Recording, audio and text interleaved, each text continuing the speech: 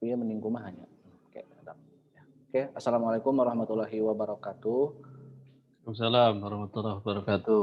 Teman-teman semua, hari ini kita akan melanjutkan bab 4 ya, tentang materi Pancasila sebagai ideologi. Saya mengundang bintang tamu, ini senior saya.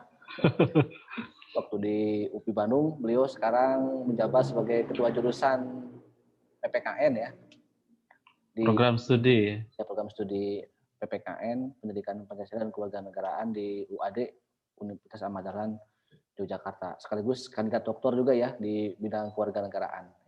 Amin. Ya. Oke, teman-teman semua, ini tentang hubungan antara Pancasila dan agama ya. Tentunya ini juga hubungan antara agama dan negara di Indonesia yang dari awal sejarah pembentukan negara ya, dari sejarah masa lalu sampai ke pembentukan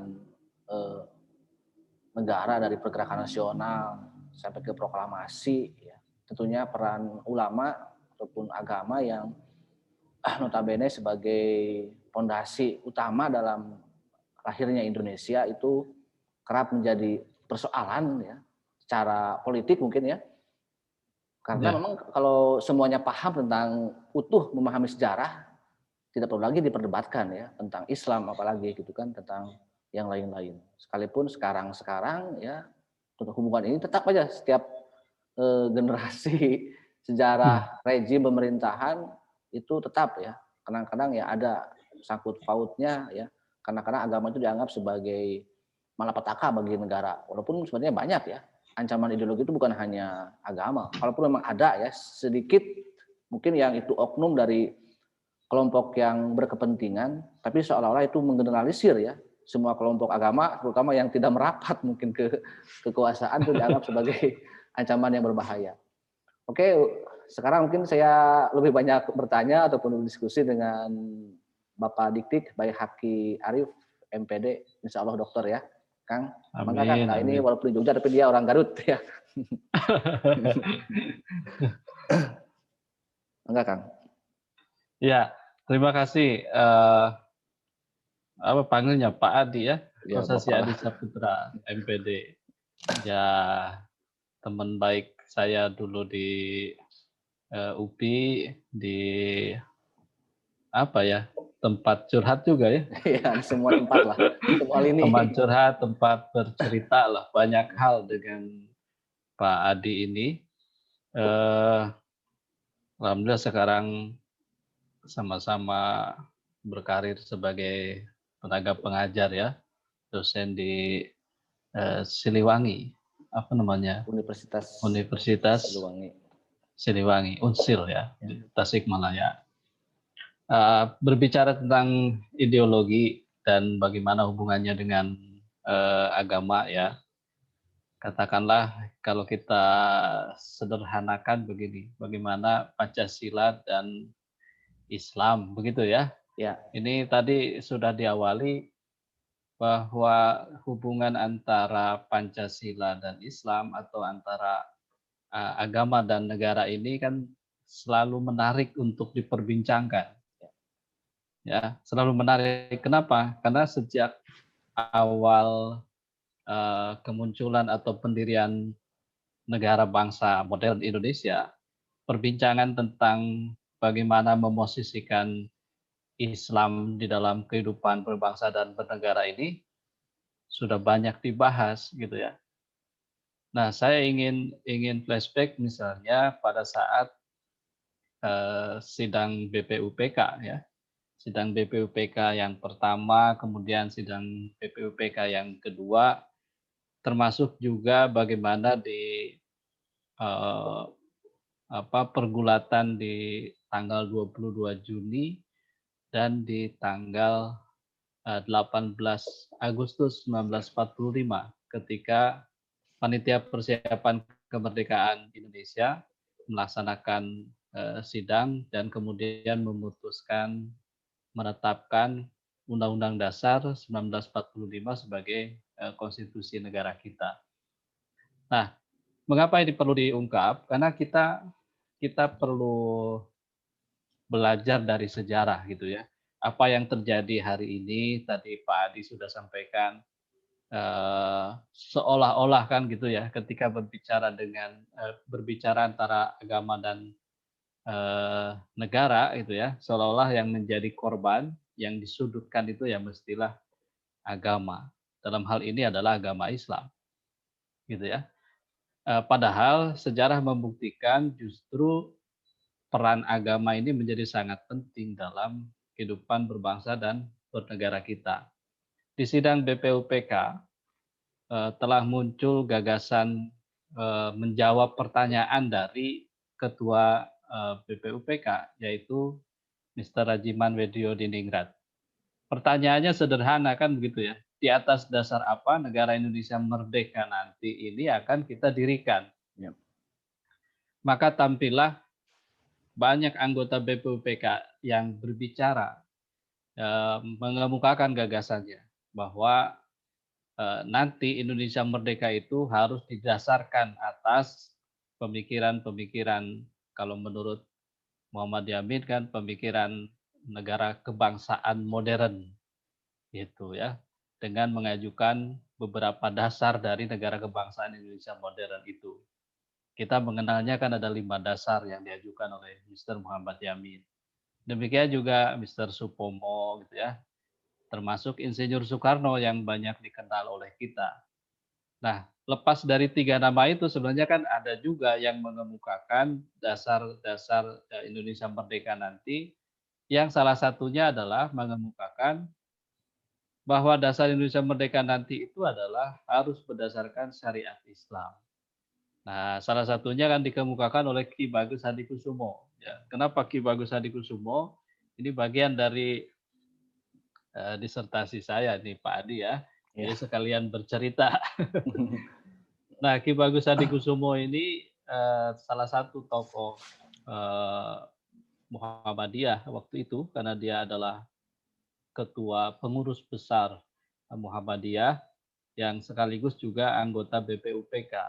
Dan karena berlatar belakang kauman di sini di Jogja yang kental sekali dengan tradisi keberagamaannya yang kuat dan menahkodai Persyarikatan Muhammadiyah, maka gagasannya pun tidak lepas dari latar belakang sosio-kultural keagamaan itu.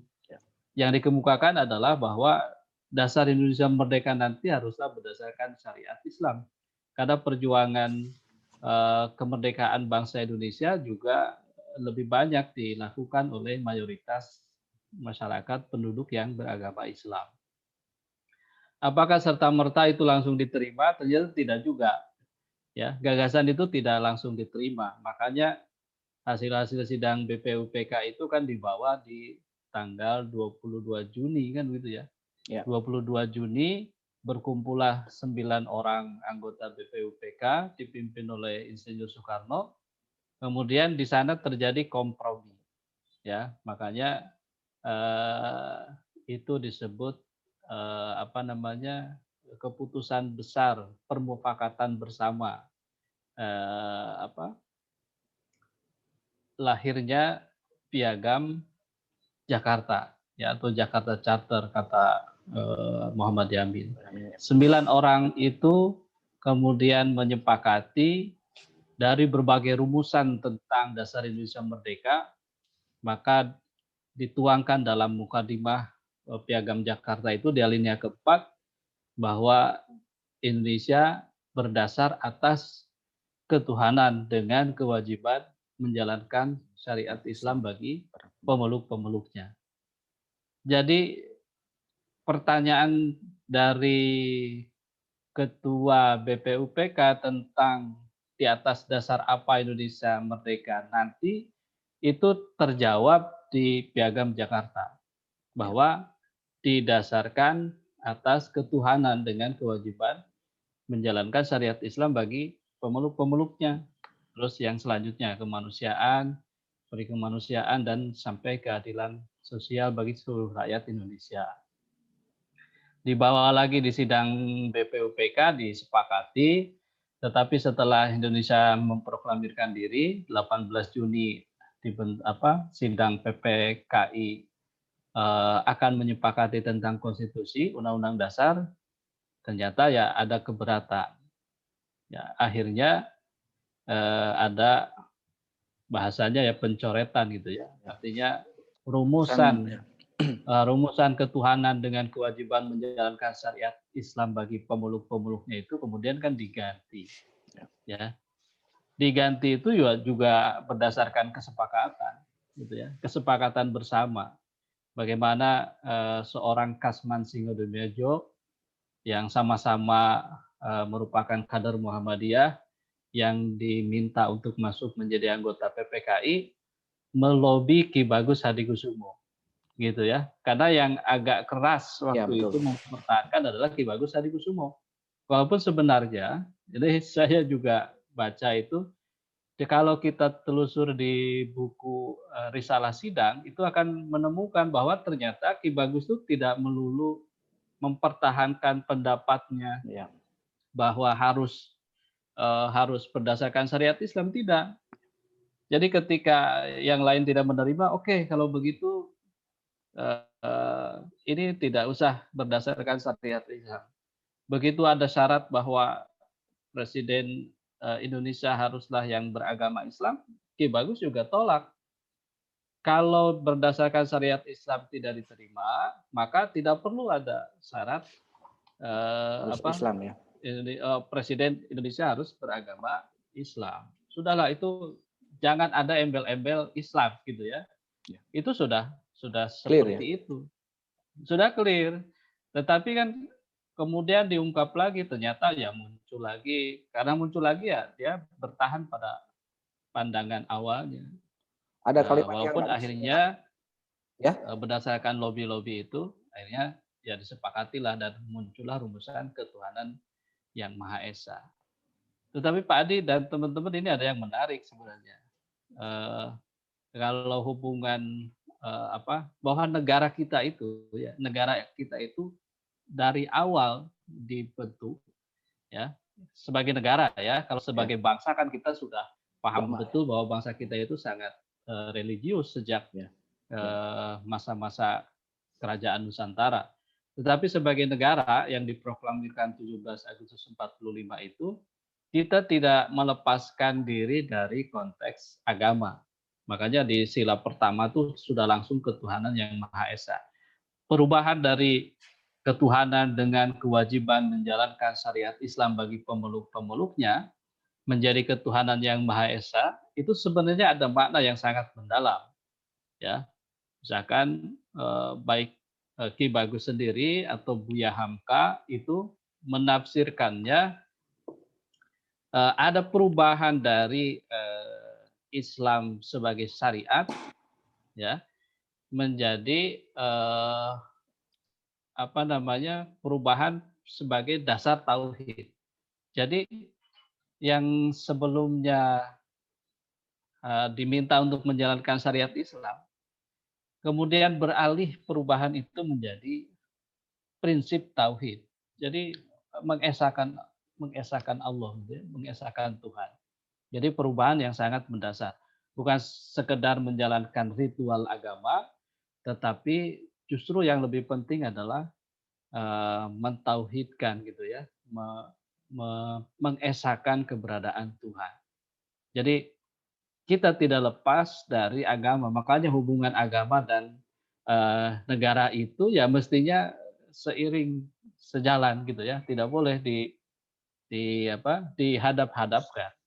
Nah, seperti yang mungkin ya saya rasakan, saya lihat, saya rasakan sendiri kok sepertinya gitu ya, agama dan negara itu diposisikan sebagai berhadap-hadapan.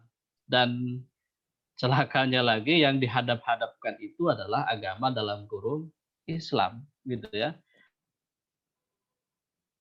Kelompok-kelompok agamawan Islam, kelompok-kelompok umat Islam, katakanlah dalam tanda petik yang tadi, yang tidak berada di lingkar kekuasaan, itu akan dianggap sebagai kelompok yang bertentangan dengan ideologi yang ada di Indonesia, itu ideologi Pancasila. Padahal Pancasila itu sejatinya ya sejalan dengan nilai-nilai agama, termasuk dengan nilai-nilai agama Islam.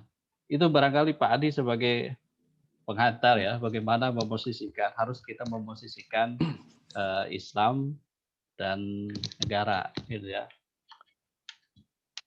Iya Kang, tadi Sebentar mungkin ini. kalau Ya. berbicara tokoh Ki Bagus ya, saya juga pernah membaca sebuah tulisan bahwa alasan Ki Bagus ya ketika dalam tanda kutip itu bukan menerima perubahan sila pertama itu, alasan itu luar biasa kalimatnya itu ya. Islam itu lebih mementingkan ukhuwah ya daripada apa tuh satu lagi tuh, saya lupa lagi soalnya itu. Ukhuwah dari pengen syariah gitu ya. Kurang lebih seperti itu kalimatnya. Ya. Jadi memang penting persaudaraan itu lebih penting ya daripada hukum dalam tanda kutip ya, kalau hukum agama menjadikan hukum negara. Tetapi kan dalam perjalanan sejarah ya Kang, kalau konsep sebagai dasar negara ya, itu kan sudah diulang lagi sebetulnya peristiwa 18 Agustus terulang lagi di Konstituante gitu kan. Walaupun endingnya dari Konstituante itu kan sebenarnya di dekret presiden ya. Dan kembali itu Bung Karno menyebutkan Piagam Jakarta. Jadi dalam konsiderannya kan ya dikatakan Ya. bahwa itu atas usulan Masyumi ya, bahwa memang kembali lagi ke Pancasila UUD 45 yang asli asalkan dengan dijiwai oleh Piagam Jakarta atau Syariat Islam. Sebenarnya itu sudah clear ya, keputusan final dari negara sudah clear. Tapi pada konsep praktik kekuasaan gitu, akhirnya kan tetap ya tidak bisa seindah itu ya. Karena memang kalaupun dalam era demokrasi terpimpin ya, dalam era demokrasi liberal yang 55-9 itu kan memang terjadi akomodasi ideologi ya, termasuk partai-partai agama dan bukan hanya Islam Kang ya. Kalau berbicara agama yang dijadikan sebagai landasan dalam bernegara maupun berserikat berkumpul kan bukan hanya Islam sebenarnya. Dalam ormas maupun partai itu kan bukan hanya Islam. Partai Kristen, partai Katolik itu ada, bahkan partai Hindu Buddha juga ada kalau tidak salah ya di setiap pemilu gitu. Mungkin juga ormas-ormasnya gitu kan itu sudah menjadi hak ya setiap warga negara. Nah di era demokrasi setelah itu di era terpimpin justru itu juga dalam tanda kutip ya ada penyelewengan karena menjadi nasakom itu ya, dan kembali lagi ya. Nah ini yang berbicara agama ya, sekalipun memang ada yang memang yang membuat miris kita ya dari waktu ke waktu gitu kan ya Islam gitu ya, karena yang dianggap aman itu adalah yang memang yang udah aja gitu taat pada. Nah ini kalau alibi ini gimana Kang? Atiullah, atiur Rasul, ulil amri minkum katanya kan alibinya seperti itu. Apakah Ya. tafsir itu memang cocok gitu ya? Ya, saya jadi ingat ini penjelasan dari Profesor Yunahar Ilyas ya. Jadi kalimat atiullaha wa atiur rasul wa ulil amri minkum, kan orang-orang itu ya, terutama yang ada di lingkar kekuasaan, bahwa semua harus taat pada ulil amri, tidak boleh tidak kan gitu, dengan kalimat ayat Al-Quran tadi. Tetapi ada yang menarik sebenarnya tafsirnya. Atiullaha wa atiur rasul, kemudian wa ulil amri minkum itu taat kepada ulil amri itu sepanjang gitu ya, sepanjang ulil amri itu taat kepada Allah dan Allah Rasulnya. dan Rasul. Iya. Ya, itu syarat utamanya itu. Atiullaha wa atiur rasul. Kan kalimatnya juga beda. Atiullaha wa atiur rasul wa ulil amri minkum, tidak ulil amri minkum, tidak. Itu menjadi prasyarat.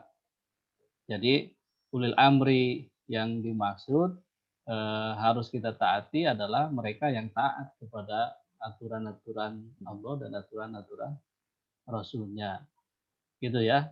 Jadi apa namanya, ini di kalangan Muhammadiyah kan sering jadi apa namanya, misalkan di pojokan gitu ya, begitu dulu sering karena penetapan satu Ramadan, satu Syawal misalkan gitu ya, Ya. Muhammadiyah tidak ikut pemerintah karena lebih dulu kalau metode hisab. Biasanya kan selalu begitu, kesimpulannya lebih dulu satu Ramadan lebih dulu, satu Syawal lebih dulu. Kemudian dikeluarkanlah dalil itu. Kenapa tidak taat pemerintah? Padahal atiullaha wa atiur rasul wa ulil amri minkum.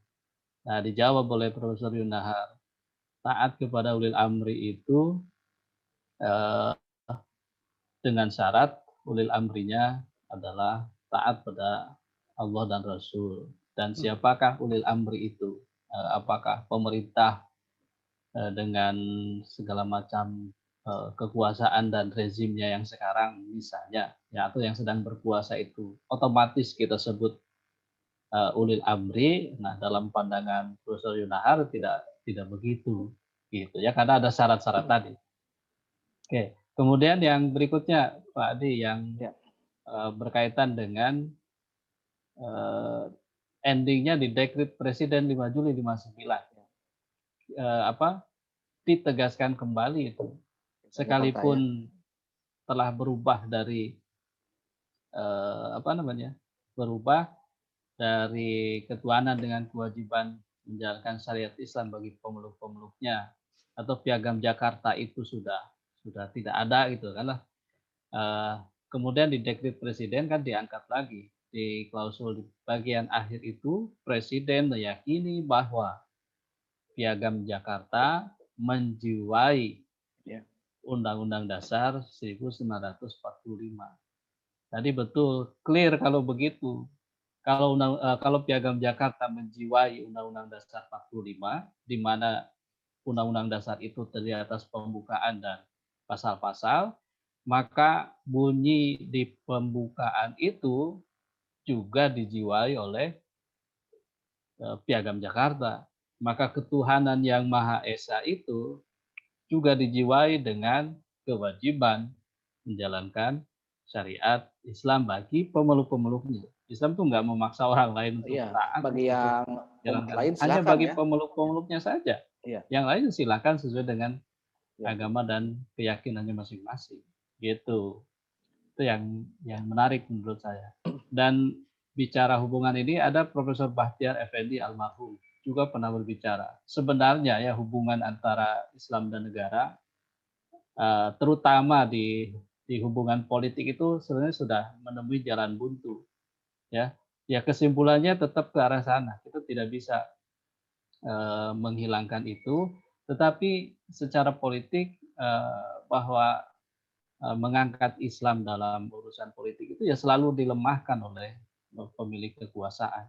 Itu yang terjadi. Ya, makanya Profesor Bahtiar Effendi menyebut hubungan antara Islam dan negara secara politik itu sebenarnya sudah menemui jalan buntu. Tetapi dalam kehidupan sosiokultural kan kita tidak bisa menafikan bahwa kehidupan kita itu dijiwai, diliputi oleh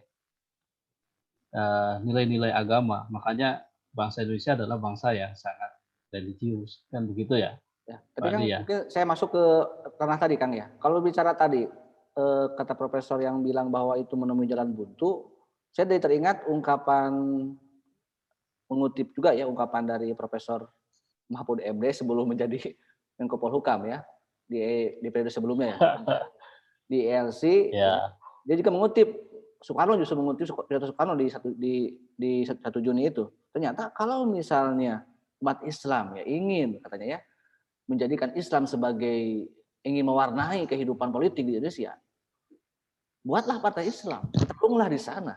Berarti kan memang kita ya boleh kalau misalnya kita punya ormas ya misalnya, punya partai itu boleh ya untuk dijadikan sebagai sarana untuk berjuang sebenarnya atas dasar agama, fondasi perjuangannya gitu kan.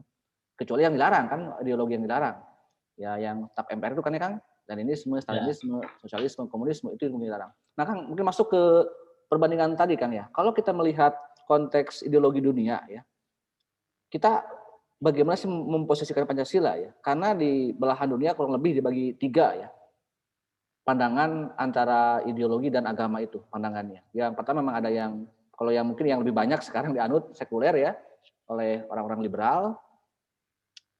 Mungkin juga beberapa negara ada yang ateis ya karena mungkin warisan dari sosialis komunis atau yang ekstrim fundamentalis mungkin kalau bahasa orang lain itu ya teokrasi gitu ya yang jelas negara agama. Nah kira-kira ini kita secara konsep memahami ideologi Pancasila itu di mana sih posisinya?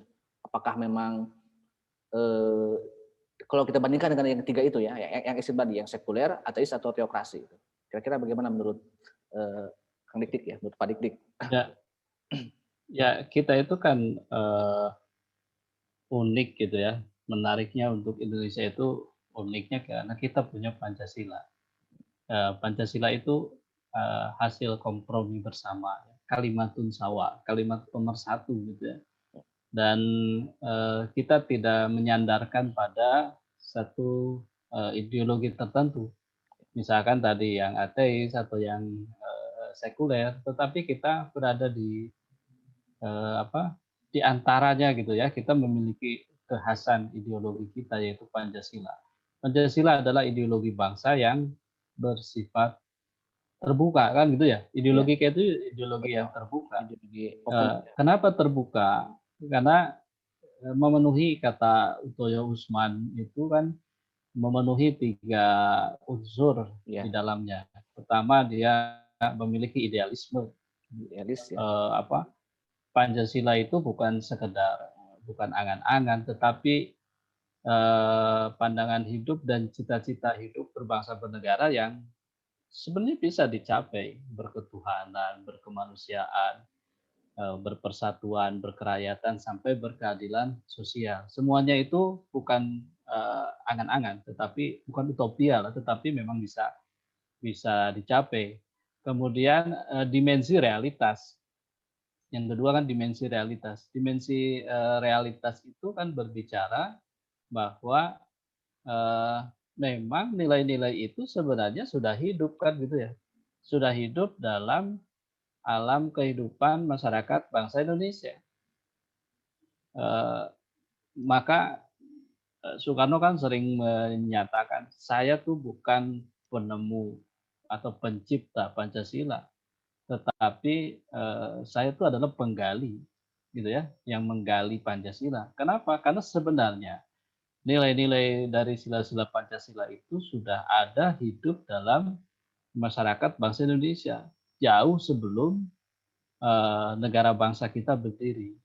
Dan yang ketiga adalah dimensi fleksibilitas. Dia tuh luwes. Pancasila itu mestinya luwes. Saya katakan mestinya luwes gitu ya.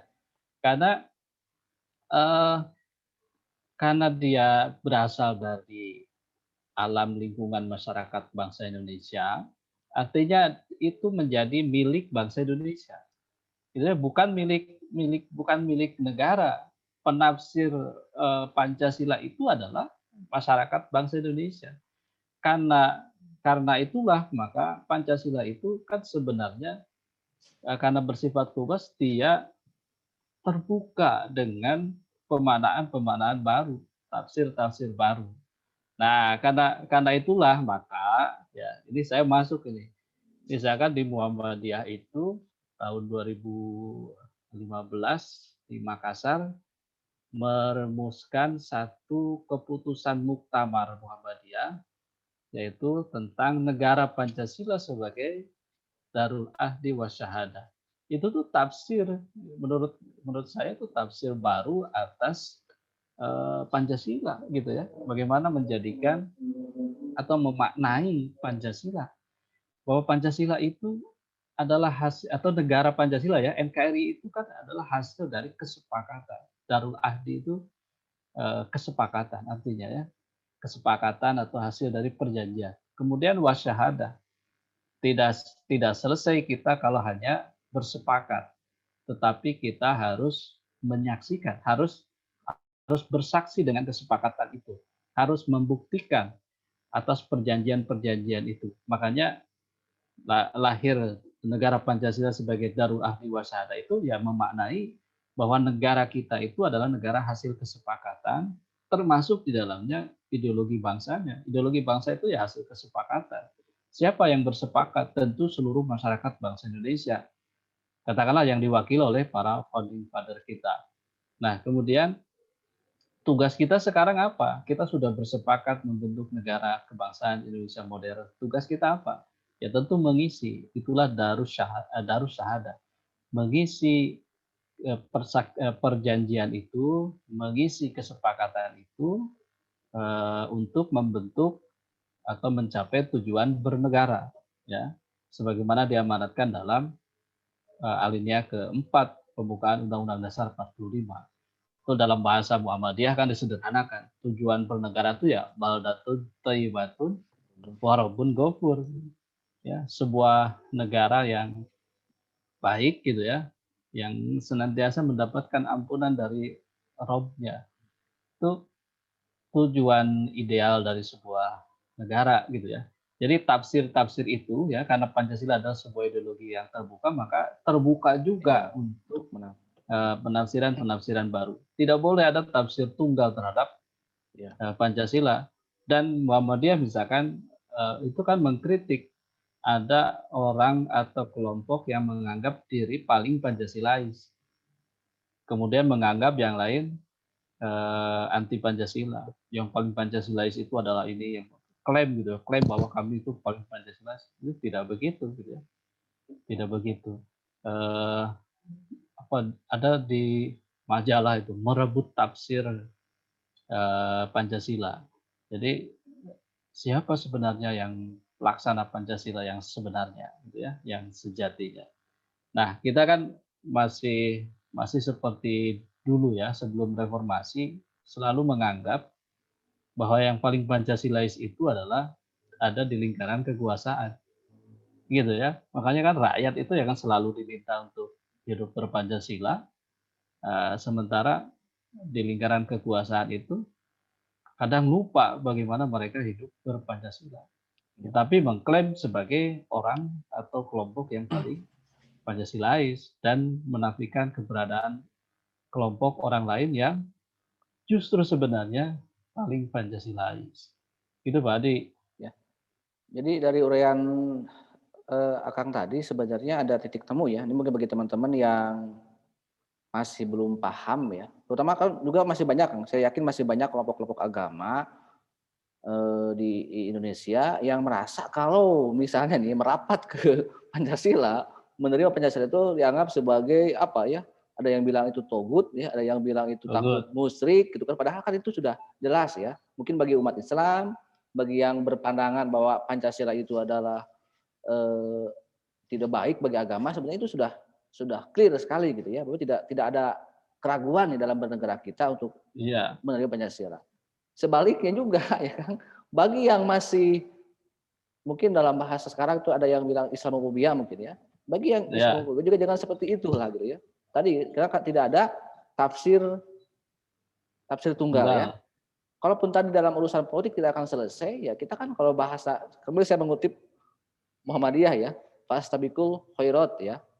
Jadi kalau misalnya dalam konteks politik silahkan ya gitu ya. Anda suka partai yang A, B, C yang dasarnya apakah itu mau partai nasionalis, mau partai yang sekulernya atau yang nasionalis religius atau yang mau partai agama ataupun yang berbasis agama itu silahkan gitu kan.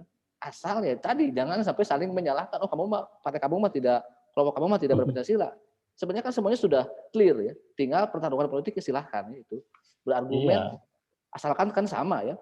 Kalau dipukul rata nggak mungkin Kang ya. Misalnya nih kamu harus seperti ormas ini nih kalau ingin aman. Kalau seperti partai ini kalau ingin aman kan tidak seperti itu Kang ya.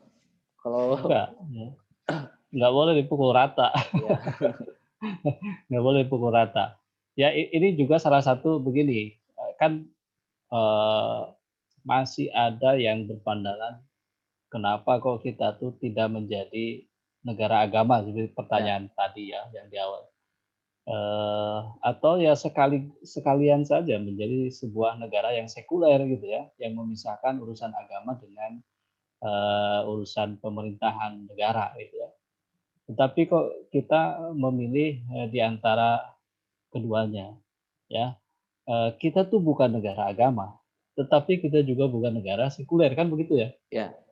Dulu dosen kita sekarang sudah profesor ya, Prof. Yadi Ruyadi, sudah profesor belum ya? Belum.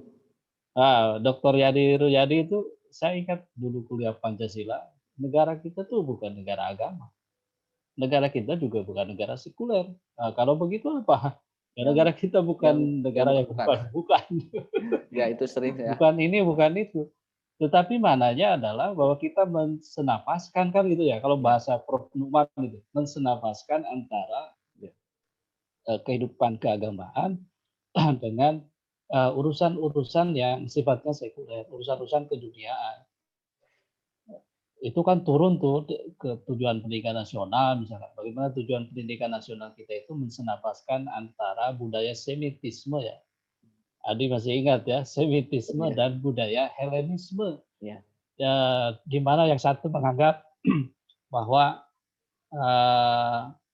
urusan apa dunia itu lebih penting daripada urusan akhirat. Yang satunya lagi urusan akhirat itu lebih penting daripada urusan dunia. Nah, kita tidak begitu. Kita senapaskan tuh dua pemikiran itu. Makanya lahirlah, misalkan tujuan pendidikan nasional itu nomor satu adalah membentuk peserta didik menjadi manusia yang beriman dan bertakwa kepada Tuhan Yang Maha Esa. Itu nomor satu. Berakhlak mulia. Baru kesananya urusan-urusan keduniawian. Urusan nomor satunya urusan akhirat. Dan kita juga ini ada pandangan yang menarik ya. Kenapa kok kita Pancasila tidak berdasarkan Islam, tidak berdasarkan syariat Islam? Kan ada kelompok-kelompok bahwa Ya. kegagalan kita itu karena Pancasila. Gagal melobi. Dulu ketika ada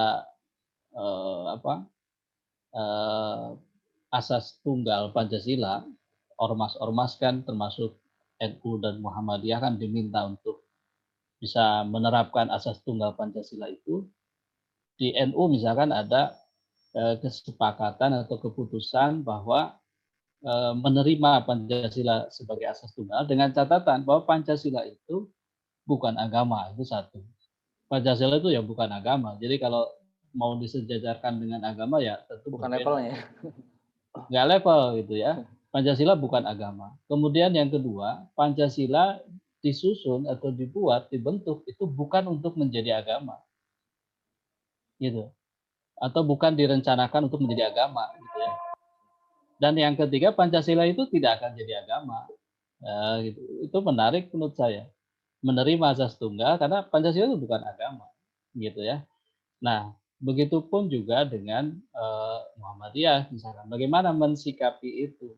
Ya, mensikapi pemberlakuan asas tunggal. Makanya memaknai Pancasila itu, terutama di sila pertama itu sebagai atau kelima silanya itu sejalan dengan nilai-nilai agama, gitu ya. Apalagi nomor satu menempatkan nomor satu sebagai urutan yang pertama dalam sistem filsafat kan itu sebagai causa prima ya.